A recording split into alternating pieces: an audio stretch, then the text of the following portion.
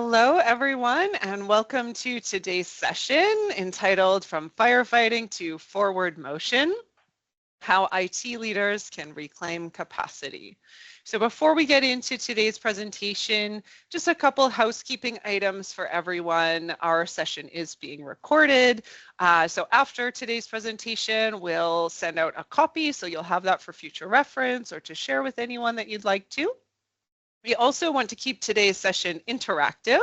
So there's a few ways that you can participate in today's session. First of all, we've reserved some time at the end for questions and answers. So at any time throughout today's presentation, if you have a question that comes to mind, anything you'd like to ask our presenters, feel free to put that in the chat. There's also a Q&A functionality you'll see at the top of your Teams window, so you can put it there as well. We also have a couple polls throughout the presentation, and we'd love to hear from you. So let us know your thoughts on the polls, and we can get an idea of what challenges you're facing and how you're handling them today in your own organizations. And you're also free to hit that reaction button in Teams at any time. If you hear something that resonates with you, that you relate to, give us a thumbs up, give us a wave, and then we know we're on the right track. So today's topic, I think, is going to be relatable to a lot of our audience. Everyone we talk to is struggling with competing priorities, with limited capacity, budget constraints, or demands, increasing demands from the business, and technology is moving faster and faster. So it's really hard to keep up. So we're going to speak with somebody who's handling this day to day. It's Jason Kwan, Director of Information Technology at Valard Construction. So we're very happy to have you with us today, Jason. Thank you for joining us. Thanks for having me. Yeah, great. So to kick us off, why don't you just give us a little bit of background? Tell us about your work at Valard Construction. Sure. As mentioned, I'm Jason Kwan. I'm the Director of IT at Valard Construction. I've been with the organization for 8+ years now, starting in different roles, and 3 years ago became the Director of IT. So now it includes not just desk side and IT operations as a whole, but also our application stack, and the topic of today's conversation. Perfect. So why don't you tell us a little bit about how your team's time is distributed? So what kind of stuff are you working on? A lot of operational stuff, strategic initiatives? How does that break down for you? Yeah, that breakdown is probably much like every IT team out there now. We've got our day-to-day support or maintenance items. That takes up obviously a bulk of time, but we've also got a number of strategic initiatives in transforming business. In addition to our own regular IT projects that we have to also maintain and keep on course. So it's a good ratio and a good mix of that kind of a plate. Great. Okay. Yeah. And as you said, I think that's probably similar to a lot of people on the call today, a blend between moving forward some strategic initiatives as well as day-to-day operations. So I'm curious to know, you've mentioned that you've been at Valard for several years, 8 years already. So have you seen an increase in demand over that time in terms of, what the business is looking for from IT? Absolutely. In the 8 years plus that I've been watching business transform, going from much like any other construction vertical, a very cyclical kind of a business portfolio, to then you sprinkle in when you can your IT activities. We've gone through that cycle. Every group has gone through pandemic and through COVID. That's changed how we have to look at business. And now coming out the other end of more change, organizational change in 2023, it's allowed us an opportunity to rethink how we look at IT, how we look at work, how we look to align with business to be that true partner in that transformation and journey.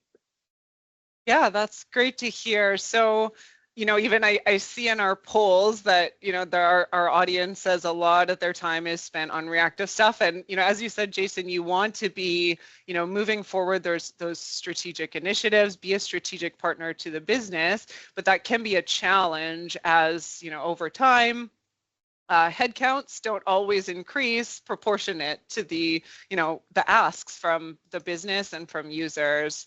I was speaking to an IT leader at a municipality recently, and they told me that, over the past few years, they've really not had approval to hire anyone else in their team. But because it's difficult to get increases to operational budget. But on the other hand, IT wants to be a strategic partner to the business, as you said, and you're getting more and more demands from users in terms of, what they expect, in terms of more tools. You mentioned, the pandemic, business changes, these things create an increase in demand for IT, and it's challenging, of course, to keep up. So from your perspective, Jason, how does this impact business outcomes when you're working under these constraints?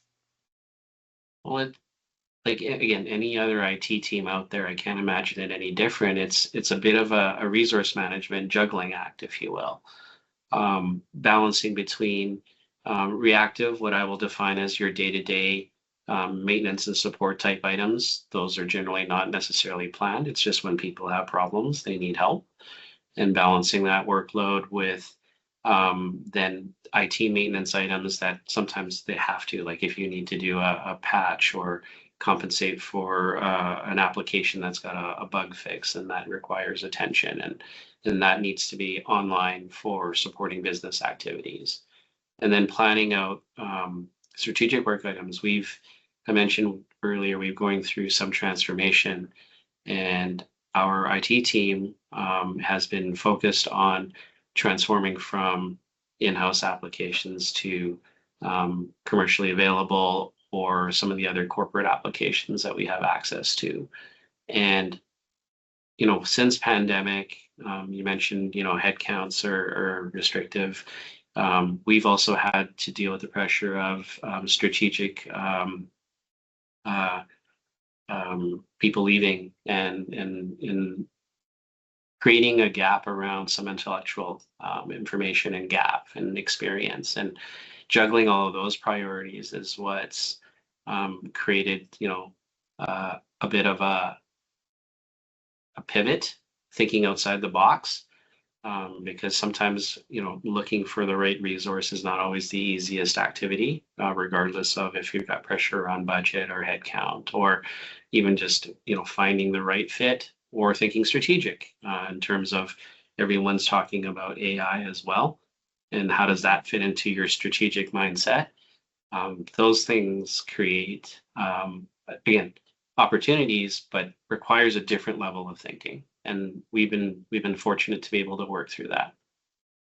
Fantastic. Well, we're looking forward to hearing a bit more about how you've worked through that. Before we get to that, I want to just understand a little bit more about, how you felt the impact of these constraints. So first, from, a business perspective, we've talked about, how challenging it is to juggle these priorities. So what impact does that have on you from a business perspective?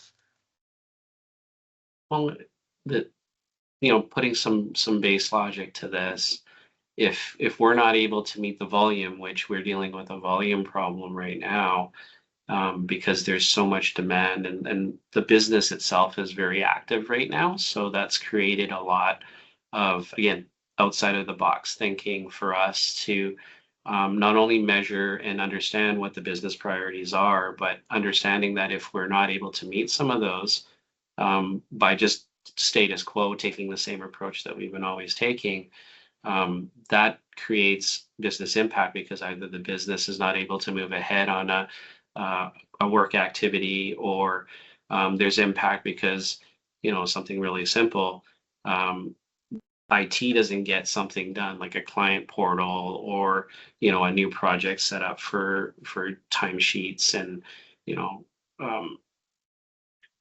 right away type capture of information, et cetera, whatever that may be. Then you've got crews that are sitting out in the field and they're not able to work because we're not able to get it done. Very simple example. But some of those business impacts are those types of basic things, keeping things simple. And that's a juggling act. That's also a decision matrix that you have to go through in order to decide okay, where do we then again think out of the box in order to accomplish maybe a couple things at the same time? And what do we then look to move down in priority? Or maybe again, we look at what else is available from a, how do we solution that from a resource perspective? Yeah, and I think you've hit on a couple of things that are really important and I'm sure very common to our audience as well, that, IT might have, a project that they're working on for one area of the business, but in the meantime, there might be others that are, waiting for things, and it can certainly have that downstream effect, like you mentioned, even if you have field staff or crews or even, office staff who are waiting for things, it can have a real impact even on the bottom line of the business. And what about, the impacts from a team perspective? So, being in this mode where you're more reactive, where you're trying to juggle multiple priorities, how have you seen that impact your team itself? My personal perspective on that one is really understanding what the capabilities of your team are first and foremost. And, aside from the basic things or the day-to-day things of managing skill set, capacity, capability, and organizing and skill sets and assigning resources, all of those things, that that constant cycle, if again not carefully managed, also erodes team energy levels. And when team energy levels are not also at a level where it's healthy, it then creates fatigue. And then from fatigue, you start getting mistakes. And then the quality of your delivery starts to slip. Um, Someone much smarter and brainier than I have been in IT for the time that I've been in told me that people are not robots. Um, and you can't expect them to run, full out all the time, every time, and then every project one after another. And you start to then, again, erode that capacity. And, the job that I have in terms of the organization thought process is we need to look at building capacity and being able to kind of juggle balance and to work through those priorities. Because again, there's going to be everything that gets pushed through in terms of we need this or we need that at this time, and those priorities sometimes do compete with each other. So really balancing your capacity and managing that energy level, that's what I think about when I think about team and what's important. Yeah, yeah, you're absolutely right, Jason. The studies show over and over again that, if that is not managed correctly, it does put a huge strain on people's productivity when they have to switch between, interruptions and switch between multiple projects when they're trying to multitask. Has a huge detriment on their productivity. It increases their stress, reduces their job satisfaction, and then you can end up in a situation where, you may have attrition, as you mentioned earlier, which then further strains the team in terms of capacity as well. So, it is super critical to not overload our teams with, these deadlines back to back to back, while also, having all these interruptions in terms of, reactive firefighting operational things. It's interesting, one of the Gartner studies we have up here on the slide that shows that only 48% of digital initiatives actually meet the expected business outcomes. And, certainly there's a lot of reasons for that, but, one of them is that IT teams are often spread very thin. They're not able to work effectively, and this, then causes challenges in terms of the business outcomes. So, Jason, I want to think now about, some of the approaches that you have used in terms of, how can you address this capacity challenge and enable your team to perform more effectively? So, what are some of the approaches that you've used in the past at Valard? I think you mentioned a couple of them. Obviously, through our attrition in the past 12 to 14 months, that's impacted us quite a bit. We're still feeling that effect. And, with the advent of AI, it's kind of also again caused us to think out of the box here for the strategic long term. But internal hires is one approach that we've taken where it makes sense. We're definitely the right size of team for the size of organization that we're supporting. Again, as things ebb and flow, very cyclical. We've also embraced that construction mentality when it comes to resourcing in IT and looking at it from a ramp up, ramp down perspective. Really taking that to heart. And, as we look at work activities, so again, you mentioned the day-to-day break, fix, and support stuff, to then maintenance level activities, what we call medium size level projects. And then we look at the real strategic or enterprise level, as IT terms go, enterprise level projects that require that large project size kind of a designation, where lots of complexity, lots of moving parts, larger teams. We've taken that approach in terms of looking at resourcing where it makes sense based on business priority, level of complexity, and applying it to when we would look at, say, for example, staff augmentation, which great for short-term things in our perspective, but sometimes at a longer duration type situation or larger project type activity, then looking for strategic partners and, really evaluating it as work comes in has been our approach. And it's seemed to work so far in an essence where they're not perfect. We're definitely not perfect. We're still learning through our own mistakes, but working through that kind of a model. Great. Yeah. And I appreciate your evaluation of these. Maybe you can elaborate a little bit more on, how some of these approaches have worked, where you find they're a good fit, and also where you find they're the challenge or the limitations of these approaches. I think that the common thread here for challenges with any of these processes or these approaches, sorry, is probably a better word, is the ramp up time. So context of the activity that you ask any person to come in and to help you implement or solve or solution or whatever that activity may be. That ramp up time is definitely key. So kind of going back to our decision making matrix, we would look at the level of complexity and then factor in, are there business timings behind it, or is it mature enough in our own understanding of either the support of a system or the deployment of a thing or an upgrade of a thing? Can we look at the different options of resources to fill the gap? And, once it's done, is it completely finished?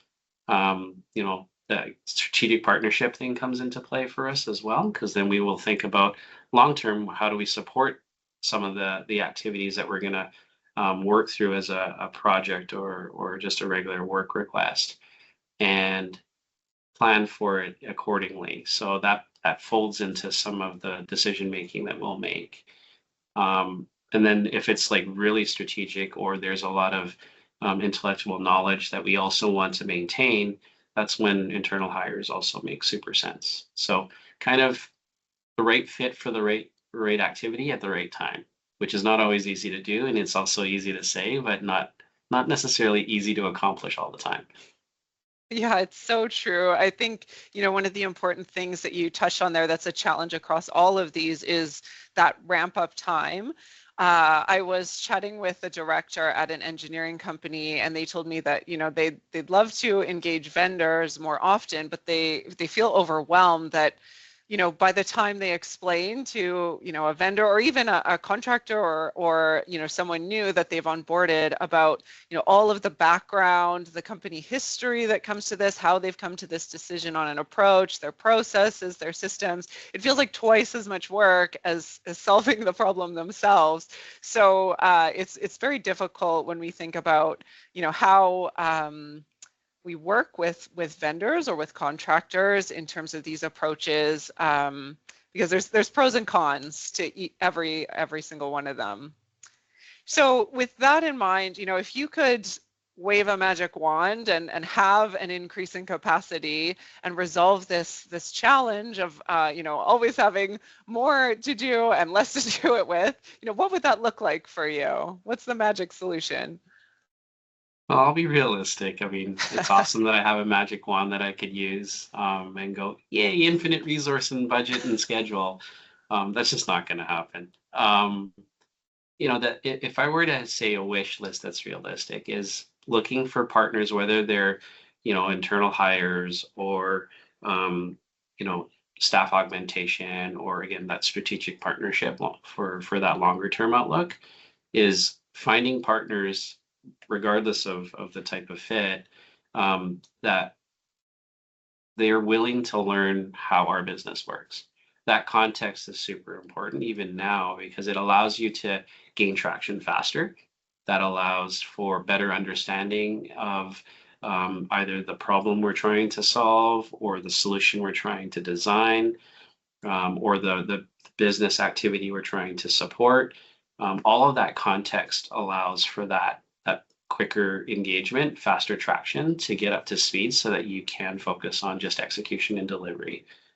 But those things also have intangibles that again, my personal opinion here, it also drives the ability around quality of the output of whatever the activity is. And that quality also pays off in the long run, because then you get a better result at the end, or a lot of activities don't necessarily come out of the gate perfect, but it allows for easier, I guess, assessment of issues that may arise and a quicker response time to manage and work through some of those hiccups that happen with any project. Those are some of the things that I find very useful. If again, I can wave my magic wand and it happens every time like that, that would be great. Yeah, In addition to absolutely. unlimited resources and time and budget and all those things, which I'm not going to get. Oh, we would love that if that was possible, right? Yeah. Absolutely. So, I think you touched on some key themes that we hear from customers over and over again is that, they're looking for, that reduced ramp up time. They want a partner who has the context to be able to onboard very quickly, work alongside them as a strategic partner. That availability to be there as and when needed. When we were speaking, a couple of days ago, you also mentioned about, that flexibility and the breadth of skill sets that you'd love to have available. And, I think in the ideal world, we would have that at our fingertips. So with that in mind, Elantis has designed a model that addresses those pain points, and this is the way that we have been working with Valard today. It's under a model called Elantis Flex, and it is designed to address these challenges that are common throughout many IT teams. Essentially, what this provides is a bucket of hours that is, subscribed to. It's fixed monthly, and under that, unlike, maybe working with a contractor, you get access to an entire team. So there's a variety of skill sets available depending on the need and the current projects that are ongoing. It also, in contrast to maybe working with a vendor on a project-by-project basis, Elantis has been working with Valard for some time, so we're getting to know your environment, your stakeholders, your processes, and we can build that relationship and not have that onboarding time over and over again. So Elantis Flex is really, trying to take the strengths of all of these traditional approaches, like, getting internal hires, working with contractors on a staff augmentation basis, or, working with vendors on a project-by-project basis. It takes the strength of those and blends them into one unique model that you can continue to engage with us. So Jason, from your perspective, we've been working together under this model for some time. So what have been the business results for Valard working with Elantis in this way? Sure. So some of the outputs and the observations. You mentioned the ramp up, ramp down. That's again key to how this has been a good fit for all of the work that we have on deck, all of the volume that we're getting, and making sure that we're meeting business impact outcomes in a reasonable time frame.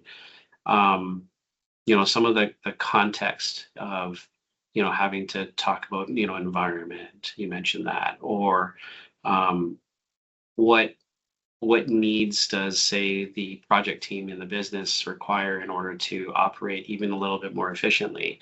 That context and that ability to also achieve some of those outcomes while giving us that flexibility around the ramp up and ramp down, without having to dedicate headcount where internally we would look at, say, for example, having that day-to-day or intermediate, medium-sized project level activity covered off. That enables us to look at a strategic add to the team should that come available, so that we can then plan further out for other activities. One thing we didn't talk about, and I didn't mention earlier that I will here, a lot of IT team members here generally do one or two day-to-day type activities at the same time. They're dual purpose. When we then look at some of the project work that we're entertaining and stick handling through right now, that gives us the flexibility and the capability to then allocate those resources and those internal staff members to that project work while we have some of our day-to-day activities handled by, say, the Elantis team in this case. That gives us the flexibility to also move things around into the right fit, addressing whatever project demands that we have, but then allowing us to also keep some of that intellectual content in the right places, so that ramp up time is actually smoother or quicker and faster. Yeah, I appreciate you mentioning that, Jason, because, another client that we work with under this model, that's actually one of the reasons that they wanted to take this approach, because they have a project team that's currently dedicated to an ERP upgrade. And of course, that's a large complex project for them. So then how does the team then, have capacity to manage the day-to-day? Well, that's a big challenge for them. So, handing over some of those, more operational tasks to Elantis enables them to focus on a more strategic project. So that's a great business benefit that you mentioned there. And from your perspective, has there been strategic initiatives that you and your team have been able to move forward that you wouldn't otherwise have been able to get to accomplish? Yeah, by having the flexibility, we've been able to kind of pick and choose, again, the activities that we have on deck. So right now we're focused on a rather large enterprise activity. It's allowed me to pull some of our different team members who have that desire, that interest to jump into project work. So that allows, again, managing the resource and the energy level and also the interest level, giving them the opportunity to work on those activities, while we, again, backfill into those roles through the Flex program here. It's given us, again, that ability to get the right resource into the right place. And those outcomes have been really good in terms of moving ahead some of our maintenance items or some of our modernization items that we haven't been able to get to.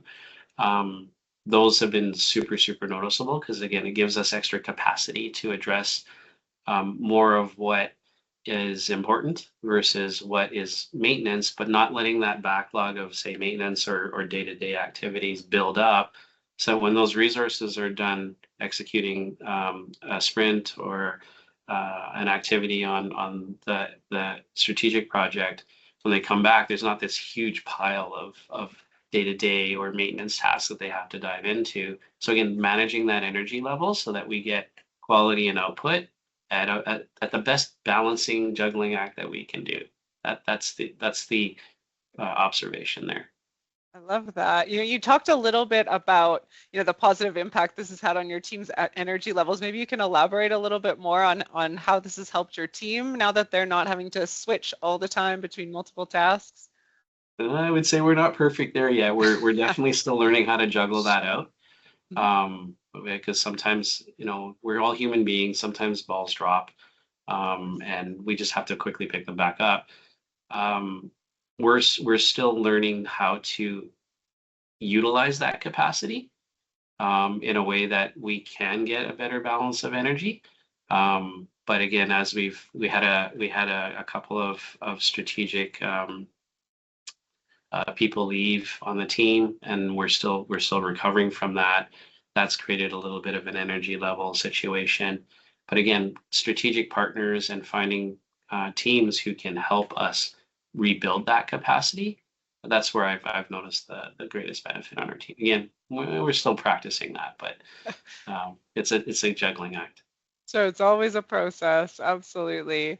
And my last question for you, Jason, is what made you choose to work with Elantis under this model? So you mentioned that we worked with Elantis throughout the course of time for a while now, and you know we approached and asked.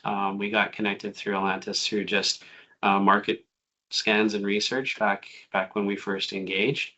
And this was always a concept and an idea that we were looking to establish because we were already undergoing team change at that point in time. And as we've had further conversations, you know, Ambrel, who's our account manager, has come to the table and said, "Hey, Jason, tell us like how can we help?" And then there's Dave Rowe, team leader for you guys there, who also asked the same question. I think that's what stood out against some of the other options that we could have gone with, and the capacity to learn and to also come to the table and say, "Hey, tell us about how you guys work. Why is that the way it is?" That understanding to me is also very important as part of that learning the business in terms of what is Valard or what is in the day in the life of Valard IT, and maintaining that knowledge so that it takes us less time to explain or to talk about why we have a need when it does come up. That flexibility is really, really, really valuable. Excellent. I appreciate your comments there, Jason. In particular, I love hearing that this is a type of solution that you've been looking for some time, and also appreciate your kind words about our team as well. Thank you for that. So just to summarize a couple sort of takeaways for our audience, I'm sure everyone in our call today is aware, but IT teams are facing increased pressure to do more with less. So if that's something you're struggling with right now, you're certainly not alone. It's pretty ubiquitous throughout the industry. We talked about some traditional approaches like internal hires, staff augmentation, or working with vendors on projects. And certainly these have their place, they can work, but there's also limitations to these as well. So the thing that we recommend to resolve this capacity challenge is to work with a long-term partner, under an engagement model that really provides you with the resource availability as needed, gives you access to a broad variety of skill sets, gives you budget predictability and the flexibility to work as you need to work. And, really that is a relationship that's a long-term strategic partnership to minimize some of that onboarding and provide that context that we talked about. So if anything resonated with you in our audience today, we'd love to connect with you and chat a little bit more about how we can help you to increase your capacity on your team. And if you have any questions for Jason, we would love to hear them and answer them for you. So feel free to put those in the chat or in the Q&A functionality in Teams.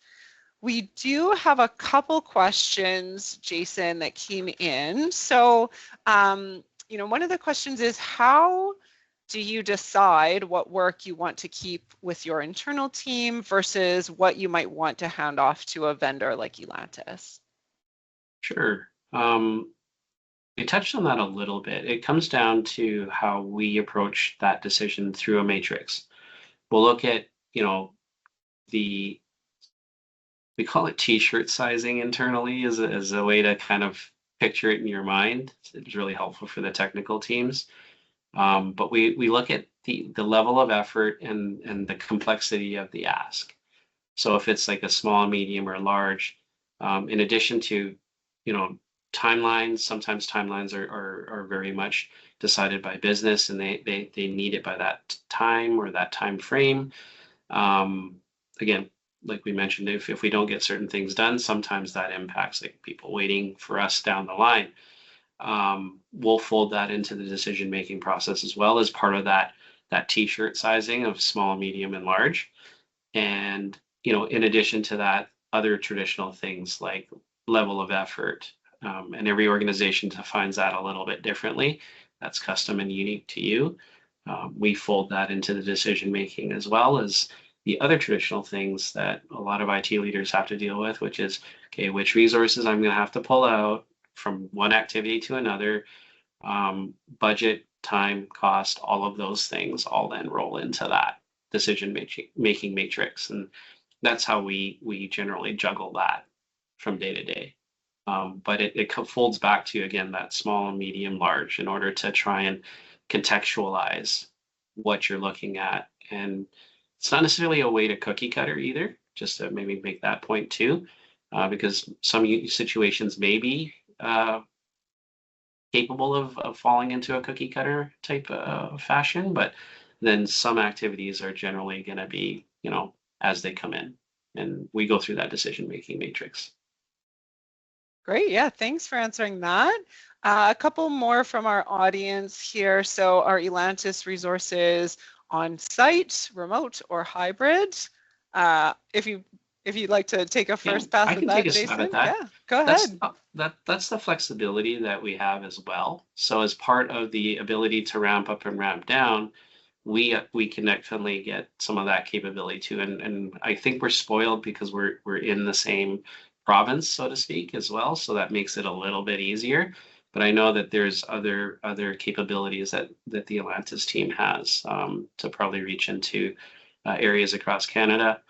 I know they will fly resources out, so I can answer that one. The other one I cannot. I appreciate it, Jason. Yeah, thank you. Yeah, so, we can certainly work on site. As Jason said, we have flexibility for that. We often do work with our clients remotely as well. We have clients throughout Canada, throughout North America. We're experienced working in a remote fashion as well. So, really we're flexible depending on what the needs of the client are. I'll roll that into sort of the next question that came up, which was about our resourcing, whether we're onshore, nearshore, or offshore. So all of Elantis resources are in North America. So you don't have to worry about maybe concerns about privacy, about working in different time zones. We're all within North America, primarily within Canada here. So yep, that answers that. And then we have another one here, which says, is your method of backfilling an alternative to traditional PMO designs, project management office designs, that have failed to deliver, or are you still using a PMO? That's a great question. We have tried twice in the entire time that I've been with Valard to try and establish that traditional IT PMO office, if I use that term. And it's had mixed results. So in terms of how my team is looking at this now, we're taking a bit more of a hybrid approach, and one that fits and aligns more with how Valard Business is really taking an extra effort to focus on operational delivery right across the board. So as the teams, project teams in the business are being asked to focus on operational focus and execution and delivery, we're taking that similar approach where, in again, t-shirt sizing, depending on the level of activity, we will follow a review process of how we intake projects here, and go through that review process. And it's always an evolving one. We're not perfect at it, but we definitely have great support behind following that practice, because then it helps long-term organize and allows us to then schedule is the approach. Now, does it flow as smoothly as that? Probably not always, but it's a start, and that enables the IT team to be more of a partner approach and to have that conversation, and then all of the other components of delivery and planning and resource assignment and whatnot become also critical, because part of that activity as well, and I'll point this out because we're learning this lesson internally here, is also the need to have participation from the business. You can't execute an IT executed project if there is no partnership from the business itself, which also means then you cannot have full alignment. If you've got multiple different business units internally, they all have different ways of running their business and getting their day-to-day work done. All of those participants, those subject matter experts and power users all have to be a part of that activity. And it starts with being able to plan and to also have that conversation around how is successful project delivery going to look like. And we have fortunately had that opportunity. So I know it's hard in other organizations to start with that because it's like, oh, it's IT complexity. What are you guys talking about? That type of stuff. But if you're able to deliver and execute, then those conversations we find are happening naturally on its own, and that's really good. We're really fortunate there. So hopefully that answers the question. Very nice. Yeah, I think so. That's fantastic. Well, we appreciate your insights very much, Jason.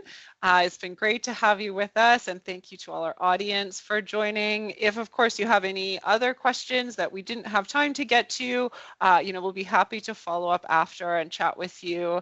But in closing, thank you again, everybody, for participating. Please follow Elantis on social media so you can stay informed about future events that we're having. We'd love to see you back again. And as I mentioned at the outset, we'll follow up with the recording afterwards. So you'll see a note from us later today. Thank you all and have a wonderful day. Thanks.